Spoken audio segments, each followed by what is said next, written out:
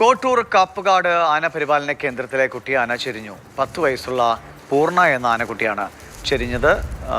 K Stephin വിവരങ്ങൾ നൽകും. സ്റ്റെഫിൻ, എന്താണ് അങ്ങനെ അസുഖബാധിതനായിരുന്നോ?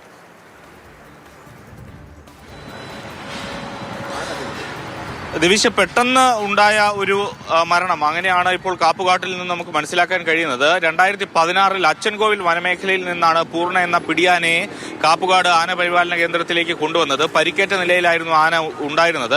നേരത്തെ തന്നെ നമുക്കറിയാം, ഈ ആനകളെ ഏതെങ്കിലും തരത്തിൽ ആനക്കൂട്ടം ഉപേക്ഷിക്കുന്നത് എന്തെങ്കിലും ജനിതക വൈകല്യമോ അല്ലെങ്കിൽ ജീവിക്കില്ല എന്നുള്ളത് കൊണ്ടൊക്കെ ആയിരിക്കാം ഒരുപക്ഷെ ഉപേക്ഷിക്കുക.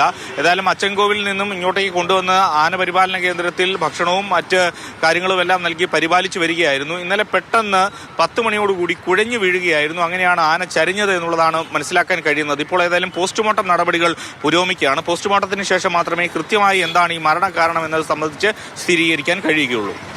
ശരി, കെ സ്റ്റെഫിനാണ് വിവരങ്ങൾ നൽകിയത്. കോട്ടൂർ കാപ്പുകാട് ആന പരിപാലന കേന്ദ്രത്തിലാണ് ആനക്കുട്ടി ചരിഞ്ഞത്.